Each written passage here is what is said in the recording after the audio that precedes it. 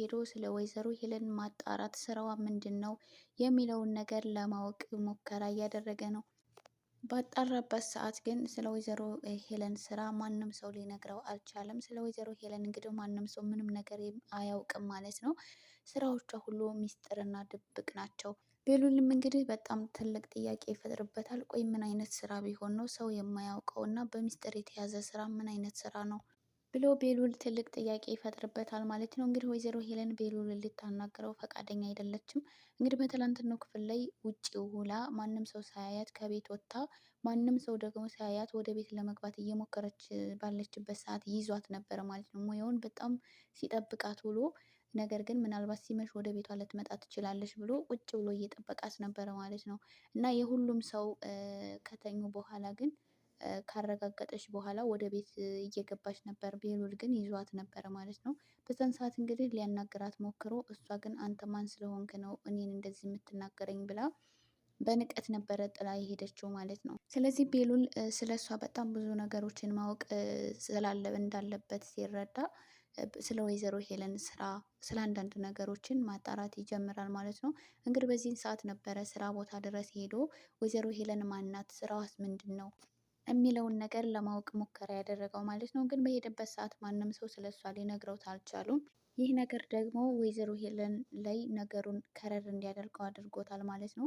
ስለዚህ ቤሉል ስለ ወይዘሮ ሄለን በጣም ብዙ ማወቅ ያለበት ነገር እንዳለ ተረድቶ እሷን በቅርብ ርቀት መከታተል እንዳለባት እና ስለ እሷ ምንነት በደንብ ማወቅ እንዳለበት ይረዳል ማለት ነው። ከዚህ በኋላ ወይዘሮ ሄለንን መከታተል አለብኝ ብሎ ስትወጣና ስትገባ እንደዚሁም ደግሞ ቤት ውስጥ ተደብቃ ስልክ ስታወራ እያንዳንዱን ነገር መከታተል እንዳለበት ያስባል ማለት ነው። እንግዲህ ቤሉል ምናልባት በቅርቡ የሆነ ነገር ስለ ወይዘሮ ሄለን ያውቃል ብዬ አስባለሁ።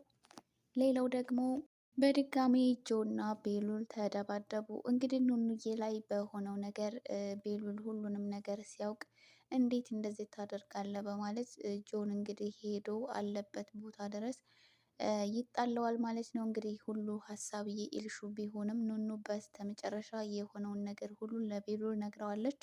እንግዲህ ትላንትና ክፍል ላይ ቤሉል ውጭ ላይ ኑኑዬ እንደዛ ሽር ብላ ተሽቀርቅራ ውጭ ላይ አግኝቷት ነበረ ማለት ነው። እንግዲህ ከሱ ጋር በጣም ብዙ ጊዜ ሲገናኙ እንደዛ ለብሳ አታውቅም። ግን የት ሄደሽ ነው እንደዚህ ለብሰሽ ሲላት እሷ ደግሞ የትም አልሄድኩም አንተ ጋር ነው በማለት እያለችው ነበረ። ቤሉል እንግዲህ የኑኑዬ መልስ ስላላሳመነው በቃ ተይ እሺ ብሎ ትቷት ሄዶ ነበረ፣ አኩርፏት ነበረ ማለት ነው። እንግዲህ በድጋሜ እሷ ክላስ ጋር ሄዶ ማለትም መኝታ ክፍሏ ጋር ሄዶ ሲያያት በስልክ እያወራች በጣም ደስተኛ ሆና እያወራች ነበረ ማለት ነው። እንግዲህ ቤሉል በዚህ በጣም ተናዶ እንዴት መስኮቱን እንደከፈተው ተመልክታችኋል ማለት ነው። ነገር ግን እሷን ሲያት እንዴቱን ዋጥ አድርጎ አሁን እውነቱን ልትነግሪኝ ትችያለሽ ወይ ብሎ በተረጋጋ መንፈስ ነበረ የት እንደነበረች የጠይቃት ማለት ነው። እሷም ደግሞ ምንም የተለየ መልስ አልመለሰችለትም። ነግሬህ የለም ወይ በማለት ድጋሜ ዋሸችው ማለት ነው። እሱም እንግዲህ እሺ በቃ ይሁን ብሎ ጥሏት ሄደ። እንግዲህ ኤልሹ ጋር ሄዳ ደግሞ ከቤሉል ጋር እንደተጣላች እና በዚህ ሀሳብ እንደማትቀጥል እውነቱን ሁሉ ለቤሉል መናገር እንዳለባት ነገረቻት ማለት ነው። ኤልሹ እንግዲህ ቀለል አድርጋ ነበር የተመለከተችው። በቃ ችግር የለውም እኔ ወንድሜን አናግረዋለሁ አንቺ ግን ስራሽን ቀጥይ ብላት ነበረ። ኑኑዬ ግን ከዚህ በኋላ ከጆ ጋር ምንም አይነት ግንኙነት እንዲኖረኝ አልፈልግም፣ ከዚህ በኋላ አልቀጥልም ብላ ነግራት ነበረ ማለት ነው። እንግዲህ ውጭ ላይ ወጥታ ኑኑዬ ስትመጣ የለበሰችው አለባበስ ከእስከዛሬው ወጣ ያለ አለባበስ ነበረ። አይንዬ እንግዲህ ስትገባ ስትመለከታት እንደዚህ ለብሰሽ የት ሄደሽ ነው? የት ነበርሽ? ከቤሉል ጋር ነበርሽ አይደል? እያለች በጥያቄ ስታስፈጥጣት እንግዲህ መኮም መጥቶ ነበረ። ኑኑዬም መኮም ለኑኑ ማስጠንቀቂያ ሰጥተዋት ነበረ። በጣም ብዙ ጊዜ ከቤሉል ጋር እየታየሽ ነው። ቆይ አንቺ በሰው ቤት አንገቴን ልታስደፊኝ ነው ወይ? ለምንድን ነው እንደዚህ የምታደርገው? እያለች አይንዬ በጣም አዝናባት ነበረ ማለት ነው። መኮም እየተቆጣት ነበረ። ኑኑዬ እንግዲህ ከዚህ ቀደም በጣም ብዙ ጊዜ ከአዶንና ከቤሉል ጋር በተለይ ደግሞ ከቤሉል ጋር በተደጋጋሚ አይንዬ ማይታት ስለነበረ ቆይ ይሄ ነገር ምንድን ነው ብላ ለማጣራት ሞክራ ነበረ። ነገር ግን ምንም ነገር እንዳልሆነ እና ዝም ብሎ ኖርማሊ ግንኙነት እንደሆነ እየነገረቻት ነበረ ማለት ነው። ነገር ግን ኑኑዬ በጣም ብዙ ሰው እያስጠነቀቃት ነው ከቤሉል እንድትርቅ ማለት ነው። ግን እሷ ደግሞ አላስተዋለችም። ከቤሉል ጋር ያላትን ግንኙነት በዛም ብላ በዚህ አላቋረጠችም ማለት ነው። እንግዲህ ሀይሚዬ በአሁኑ ደግሞ በጣም አዝናባታለች።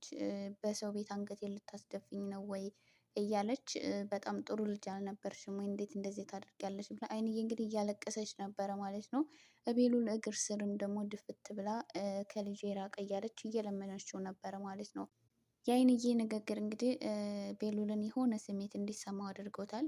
እኔ እኮ መጥፎ ሰው አይደለሁም፣ መጥፎ ሰው አድርገሽ ነው ወይ የምታስቢኝ? እንዴት እንደዚህ ትያለሽ? እና ጥሩ ስሜት ላይ አይደለሁም። የባሰ ደግሞ አንቺ ንዴት አትጨምርብኝ እና ከዚህ በኋላ ካወራን ጥሩ ነገር ላላናግርሽ እችላለሁ። ስለዚህ አሁን ንግግሩ ይቅርብን ብሎ ነበረ ማለት ነው እየመለሰላት። ቤሉልም የኑኑ ነገር በጣም እያናደደው እና እያበሳጨው ነው። እንደዛ ደስተኛ ሆና በስልክ ስታወራ ነበረ። በዛ ላይ ደግሞ እንደዛ ለብሳ ውጪ አምሽታ ነው የመጣችው። ስለዚህ የኑኑ ነገር ምንም ሊያዝለት ሊጨበጥለት አልቻለም ማለት ነው። ኑኑዬ እንግዲህ ቤሉል ስላኮረፋት እና ሊያናግራት ስላልቻለ በዚህ ደግሞ በጣም እንትን ብላ ስለነበረ ስለዚህ እውነቱን መናገር አለብኝ ብላ እውነቱን ለቤሉል ትናገራለች ማለት ነው። ከጆ ጋር እንዲቀራረቡ የፈለገችው ኤልሹ እንደሆነች እና እንድታወራላት ስለፈለገች እንደሆነ ይህንን ነገር ሁሉንም ነገር ለቤሉል ትነግረዋለች ማለት ነው። ቤሉል እንግዲህ በኤልሹ ሀሳብ በጣም ይናደድና ይበሳጫል። ሊያናግራትም ቢሞክር ምንም ነገር እንደማይመለከተው እና እሷ ሀሳቡን ተስማምታበት እስከገባችበት ድረስ አንተ ምንም የሚመለከት ነገር የለም ብላ ነበር የተናገረችው ማለት ነው። እንግዲህ በዚህን ሰዓት ቤሉል ወደ ጆ ሄዶ ከጆ ጋር ለመጣላት ይሞክራል ማለት ነው። አንተ ከእኔ ከሆኑ ሰዎች ጋር ምንድን ነው የምትፈልገው? በማለት ጆን ይናገረዋል ማለት ነው። ጆም እንግዲህ እሷ መጣችብኝ እንጂ እኔ አልሄድኩባትም። ስለዚህ አንተ ደግሞ ምኗም አይደለህም፣ ምኗም እንዳልሆንክ ራሷ በአንደበቷ ነግራኛለች። ስለዚህ ምን አገባ ብሎ ለቤሉል ይመልስለታል ማለት ነው። እንግዲህ ቤሉል በጆ ንግግር በጣም ይናደድና ማን ነው እንደዚህ ያለ? ኑኑ ናት እንደዚህ ያለችው ብሎ ሲጠይቀው አዎ ምኗም እንዳልሆንክ ነግራኛለች። ስለዚህ ምን የሚመለከት ነገር የለም። እሷ ደግሞ እኔን መርጣ እስከመጣች ድረስ አንተ ምን አገባ ብሎ ይመልስለታል ማለት ነው። ቤሉልም በዚህ ተናዶ ይህንን ነገር ከእሷ አንደበት ነው መስማት የምፈልገው እንደዚህ ያለች እውነት ብሎ ተናዶ ወደ ኑኑ ይሄዳል ማለት ነው። ሌላው ደግሞ እንግዲህ መሰረት እና ቴዲ ናቸው። መሰረት እና ቴዲ አሁን ላይ በጣም በጥሩ ፍቅር ላይ ይገኛሉ። በጣም ጥሩ የፍቅር ጊዜን እያሳለፉ ነው። መሰረትም እንግዲህ ቴዲን ሙሉ ለሙሉ አምና ተቀብለዋለች ማለት ነው። ወይዘሮ ሄለንን እንዴት አድርገው ማሸነፍ እንዳለባቸው እና ከዛ ቤት ቤተሰቦቿን እንዴት ማስወጣት እንዳለባት መሰረት እያሰበች ነው። በጣም ብዙ ነገሮችን እያስተካከለች ነው ማለት ነው። ቴዲም ደግሞ በማንኛውም ነገር ከጎኗ ሆኖ እንደሚያግዛት እና ወይዘሮ ሄለንንም አብረው ሆነው እንደሚያጋልጧት። ወይዘሮ ሄለን እንግዲህ ከቴዲ ምንም አይነት ነገር ደብቃ ምንም ነገር ስለማታደርግ እናንተ እዛ ቤት እስከኖራችሁ ድረስ ምንም ነገር ልታደርጋቸው አትችልም።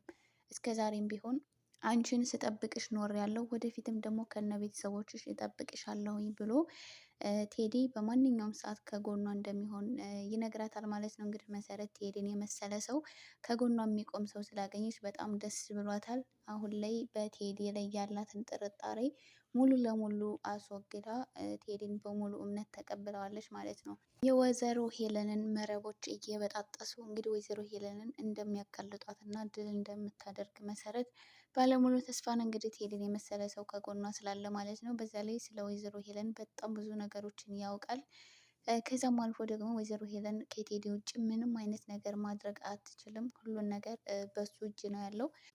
መሰረት እንግዲህ ከቴዲ ጋር ከተስማማች ወይዘሮ ሄለን ምን አይነት ሰው ናት የሚለውን ነገር ሙሉ ቤተሰቡ በቅርቡ እንደሚያውቅ ተስፋ እናደርጋለን። ውድ የእንግዳ ድራማ ተከታታዮች ለዚህ ቻናል አዲስ የሆናችሁ ላይክ፣ ሰብስክራይብ በማድረግ ቤተሰብ ሁኑ። ቤተሰብ የሆናችሁም ከልብ እናመሰግናለን። በቀጣይ ቪዲዮ እስከምንገናኝ ለሁላችሁም ሰላማችሁ ይብዛልኝ።